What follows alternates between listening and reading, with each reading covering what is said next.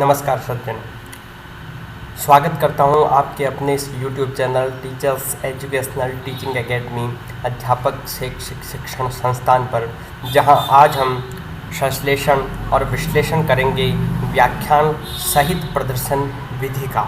शिक्षण विधियों के टॉपिक पर हम बात कर रहे थे। उन शिक्षण विधियों में हमने शिक्षक केंद्रित विधियों में व्याख्यान विधि और प्रदर्शन विधि का उल्लेख कर लिया है, उसके बारे में विश्लेषण और संश्लेषण कर लिया है। इसके पश्चात आज हम व्याख्यान सहित प्रदर्शन विधि का विश्लेषण और संश्लेषण करेंगे। व्याख्यान सहित प्रदर्शन विधि अर्थात लेक्चरर कम डेमोन्स्ट्रेशन मेथड। इस विधि में व्याख्या विधि और प्रदर्शन विधि, इन दोनों विधि का सम्मिलित रूप पाया जाता है, अर्थात दोनों विधियों को एक ही विषय वस्तु का शिक्षण कराने के लिए उपयोग में लिया जाता है। व्याख्यान विधि हम जानते हैं कि सभी विधियां, जो अन्य सभी विधियां उनकी सहायक विधि के रूप में कार्य करती है, इसीलिए प्रदर्शन विधि की सहायक रूप में जब विधि व्याख्यान विधि को काम में लिया जाता है, उपयोग में लिया जाता है, तो इस पूर्ण विधि को व्याख्यान सहित प्रदर्शन विधि कहा जाता है। अब हम पढ़ते हैं व्याख्यान सहित प्रदर्शन विधि क्या है। यदि व्याख्यान सहित प्रदर्शन विधि की बात करें तो यह भारतीय परिस्थितियों के अनुरूप यह सर्वाधिक उपयुक्त और व्यवहारिक विधि है। क्यों है भाई सर्वाधिक उपयुक्त और व्यवहारिक विधि? इसीलिए है क्योंकि भारतीय परिस्थितियां, जिनमें बड़े बड़े कक्ष होते हैं, जिनमें विद्यार्थियों की संख्या अधिक होती है और इनके लिए वित्त योजनाएं या वित्त विभाग द्वारा जो वित्त दिया जाता है, जो राशि प्रदान की जाती है, वो बहुत कम मात्रा में दी जाती है और प्रयोगशालाओं का यहाँ पर अभाव है, उपकरणों का यहाँ अभाव है।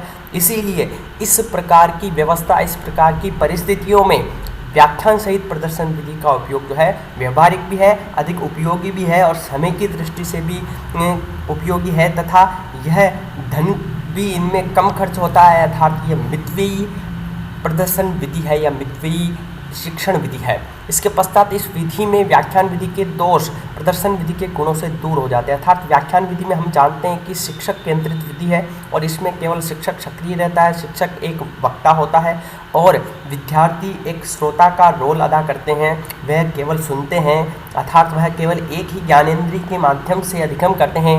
परंतु प्रदर्शन विधि के अंतर्गत वह उसका दृश्य जो सामग्री है वह उसका श्रवण भी करते हैं और उसे देखते भी हैं, अर्थात प्रत्यक्षण भी उसका करते हैं, अर्थात अपनी दूसरी ज्ञानेंद्रिय अर्थात आँख का भी उपयोग करते हैं। और हम जानते हैं किसी भी वस्तु को जब हम प्रदर्शित करते हैं तो उसे जब बालक देखता है तो उससे प्राप्त ज्ञान अधिक स्थायी होता है। इसलिए इस विधि द्वारा दोनों ज्ञानेंद्रियों का उपयोग करके विद्यार्थी ज्ञान प्राप्त करता है। अतः व्याख्यान विधि का जो दोष है वह दूर हो जाता है और इस विधि में जो प्राप्त ज्ञान है वह व्याख्यान विधि की अपेक्षा अधिक स्थायी होता है, अधिक प्रभावी होता है। इसके पश्चात इस विधि को अत्यंत प्रभावी कौन बनाते हैं? ये दोनों ज्ञानेंद्रियों का प्रयोग, क्योंकि इसके अंतर्गत विद्यार्थी अधिक सक्रिय होता है, वह अपनी दोनों ज्ञानेंद्रियों के माध्यम से ज्ञान प्राप्त होता है। इसलिए ये व्याख्यान विधि के अंतर्गत या व्याख्यान विधि की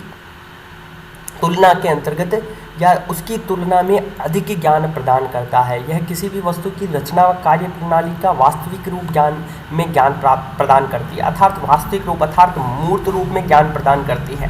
क्योंकि प्रदर्शन में उस वस्तु को मूर्त रूप में, उस वस्तु को वास्तविक रूप में, वास्तविक परिस्थिति के रूप में प्रदर्शित किया जाता है और बालक जो है इस वास्तविक परिस्थिति में उस वस्तु का प्रत्यक्षण, अवबोधन अर्थात समझ करते हैं, उसका अपनी अंतर्दृष्टि का विकास करते हैं, वो उन वस्तुओं की तुलना करते हैं, उनका विभेदीकरण करते हैं, उनमें समानताएं खोजते हैं।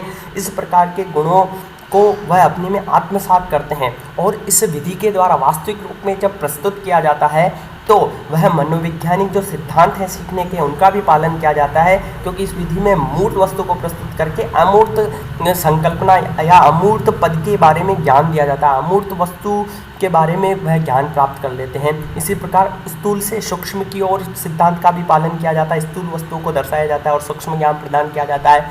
विशिष्ट से सामान्य की ओर इसमें नियम का पालन किया जाता है। इसलिए ये एक मनोवैज्ञानिक तौर पर सिद्धांतों का भी पालन करती है।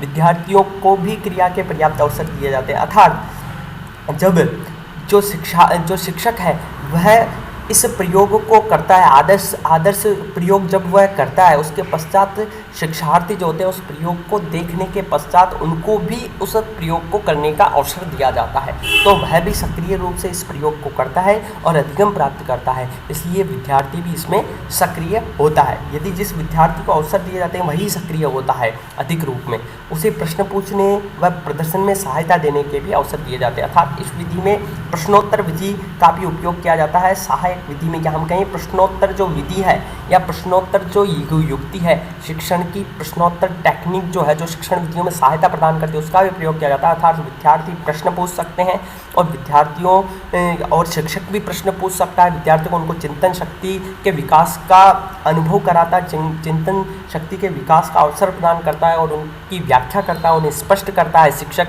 और विद्यार्थी भी अपनी सृजनात्मकता, अपने विचारों को शिक्षक के समक्ष प्रस्तुत कर सकता है और उन्हें प्रश्न पूछ सकता है।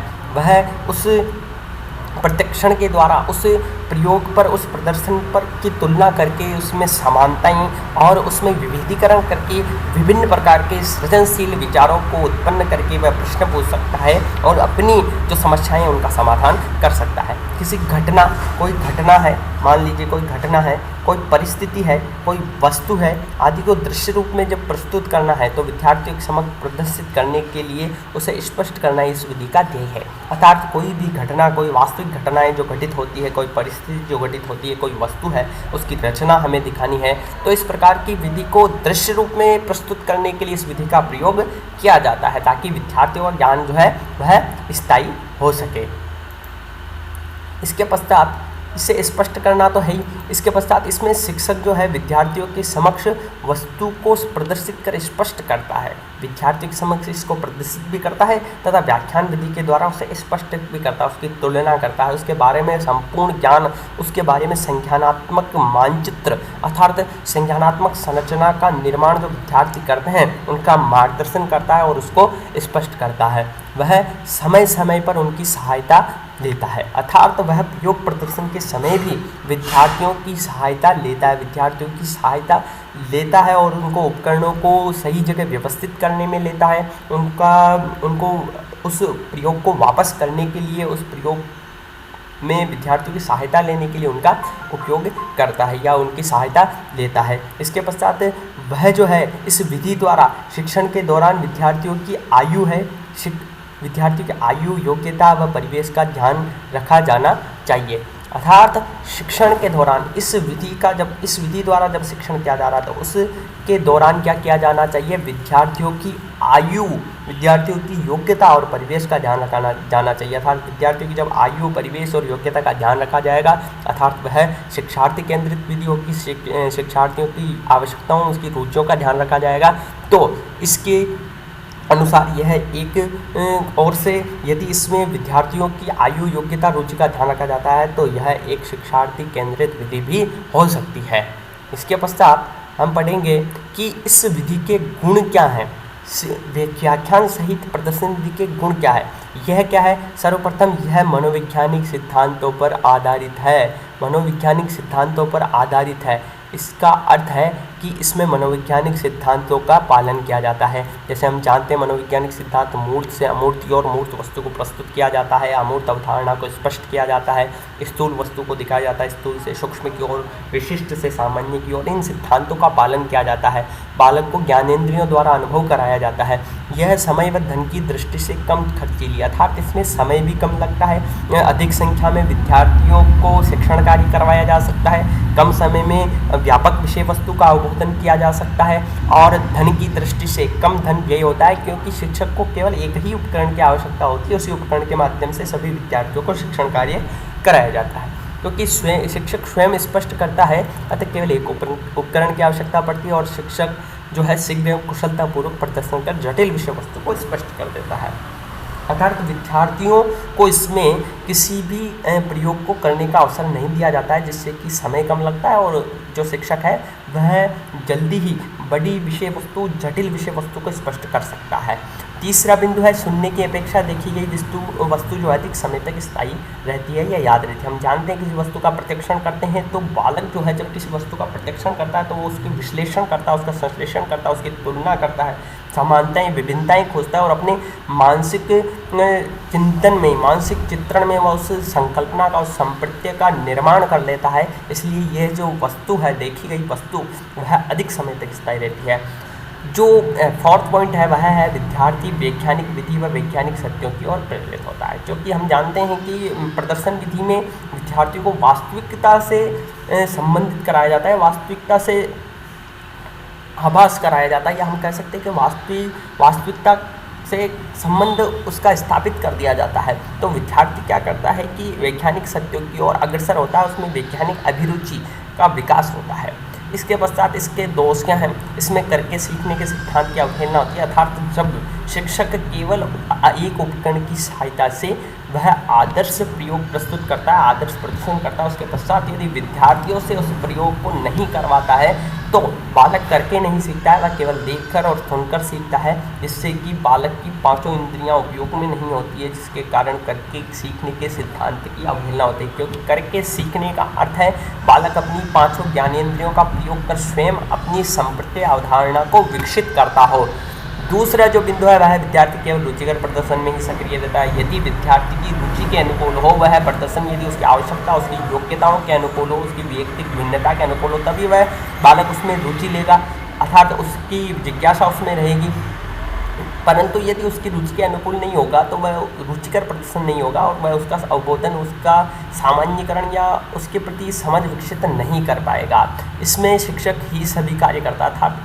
यह विधि शिक्षक केंद्रित विधि है, इसलिए शिक्षक अपनी ज्ञानेंद्रिय का प्रयोग करता है, शिक्षक सक्रिय रहता है, अर्थात यह शिक्षक केंद्रित विधि है। इसमें विद्यार्थी जो सक्रिय नहीं रहते हैं, इसलिए यह है शिक्षक केंद्रित विधि है। इसमें व्यक्तिगत विभिन्नता के सिद्धांत की अवहेलना की जाती है, यह बात स्पष्ट ही है, क्योंकि इसमें बालकों की रुचि, उसकी योग्यताएं, उसकी आवश्यकताओं, इन पर कोई ध्यान नहीं दिया जाता है। सभी विद्यार्थियों को एक ही साथ, एक ही शिक्षण कार्य द्वारा, एक ही गति द्वारा पढ़ाया जाता है और ये अपेक्षा की जाती है कि सभी विद्यार्थी एक ही गति से सीखेंगे और एक ही प्रकार की शिक्षण विधि से सीख सकते हैं और सभी एक ही गति से विकास करेंगे। प्रदर्शन पूर्व तैयारी न होने पर या उपकरण के खराब होने से शिक्षण कार्य अपूर्ण हो जाता है। इस विधि का एक महत्वपूर्ण दोष यह है कि यदि आप प्रदर्शन पूर्व तैयारी नहीं करते हैं तो हो सकता है कि आप प्रयोग करते समय, प्रदर्शन करते समय आप भटक जाएं, अपने विषय वस्तु से भटक जाएं, तो आपका प्रदर्शन या शिक्षण अप्रभावी हो सकता है आपके उपकरण खराब हो जाए क्योंकि आपने उसमें कुशलता अर्जित नहीं की है, पूर्व उसका प्रयोग नहीं किया है। तो इस प्रकार से इसमें शिक्षण के अप्रभावी होने की संभावनाएं अधिक होती है। अब यदि इस प्रभावी व्याख्यान हेतु सुझाव, अर्थात इस शिक्षण विधि, व्याख्यान सहित प्रदर्शन विधि का प्रभावी उपयोग आप करना चाहते हैं तो इसके लिए आपके सुझाव क्या, इसमें कौन कौन से इम्प्रूवमेंट आप कर सकते हैं। इसमें ऐसा करना चाहिए, प्रथम शिक्षक को प्रस्तुतिकरण, अर्थात उनके जो पूर्व ज्ञान से नवीन ज्ञान को जोड़ने के समय से उससे पूर्व व्याख्यान व प्रदर्शन की योजना बना लेनी चाहिए। अर्थात हम जानते हैं किसी भी प्रक्रिया को पूर्ण होने के लिए पहले उसकी योजनाएं बनाई जाती है और ये जो विधि है प्रदर्शन सहित व्याख्यान विधि, इसके अंतर्गत हम किसी प्रक्रिया का उल्लेख करते हैं कि किसी चीज़ की प्रक्रिया कैसे होती है, किसी चीज़ की, किसी वस्तु की रचना किस प्रकार होती है। इस प्रकार की विधि को स्पष्ट करने के लिए इस विधि का सबसे अधिक प्रयोग किया जाता है, सर्वाधिक प्रयोग किया जाता है, इसीलिए इसकी योजना पहले बना लेनी चाहिए। द्वितीय पॉइंट है कि शिक्षक को सैद्धांतिक व प्रयोग संबंधित स्पष्ट ज्ञान होने से प्रदर्शन प्रभावी होता है, अर्थात शिक्षक को उस प्रयोग का सैद्धांतिक ज्ञान भी होना चाहिए और प्रयोग संबंधित अर्थात व्यवहारिक ज्ञान भी उसको होना चाहिए, तभी यह जो है शिक्षण पर प्रभावी हो सकता है। शिक्षक को प्रदर्शन पूर्व समस्त शंकाओं का समाधान कर लेना चाहिए, अर्थात शिक्षण से पूर्व या प्रदर्शन से पूर्व शिक्षक को उसकी योजना बना लेनी चाहिए। उस शिक्षण के दौरान आने वाली जो समस्याएं हैं वो विद्यार्थी के समक्ष जो समस्याएं आने वाली है, विद्यार्थी जो प्रश्न पूछने वाला है उनके प्रति उसको सकारात्मक दृष्टिकोण विकसित कर लेना चाहिए। उससे पहले इस प्रयोग को करके देख लेना चाहिए कि इसमें किस प्रकार की समस्याएं आने वाली, किस प्रकार की शंकाएं उत्पन्न हो सकती है, तो उसका समाधान उसे पहले ही कर देना चाहिए। किस प्रकार की उपकरण को मुझे सुव्यवस्थित करना है, किस प्रकार के समस्या का समायोजन करना है, मुझे किस प्रकार से कक्षाओं का समायोजन करना है, तो इस प्रकार की समस्याओं का उसे पहले ही समाधान कर लेना चाहिए। प्रदर्शन जो है विद्यार्थियों के स्तर का होना चाहिए, अर्थात प्रदर्शन जो है विद्यार्थियों की योग्यताओं के अनुकूल, उनकी रुचि के अनुसार, उनकी आवश्यकताओं के अनुसार होना चाहिए, विद्यार्थी केंद्रित होना चाहिए और शिक्षक को सिर्फ दृश्य सामग्री का आवश्यकता अनुसार प्रयोग करना चाहिए।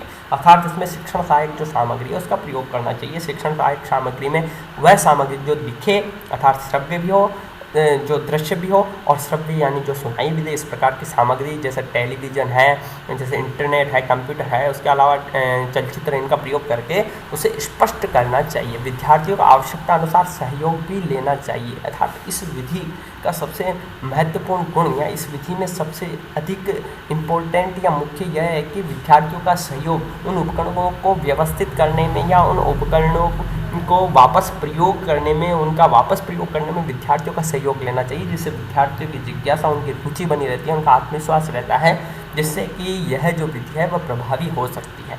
अब सबसे महत्वपूर्ण बात यह है कि ये जो विधि है व्याख्यान सहित प्रदर्शन विधि, इसका उपयोग किस में किया जाता है? इसका उपयोग किया जाता है यदि हम किसी वस्तु की रचना वास्तविक रूप में प्रदर्शित करना चाहते हैं, किसी वस्तु की प्रक्रिया वह किस प्रकार घटित हो रही है, घटनाओं का उल्लेख करने के लिए, परिस्थितियों का उल्लेख करने के लिए इस विधि का प्रयोग किया जाता है।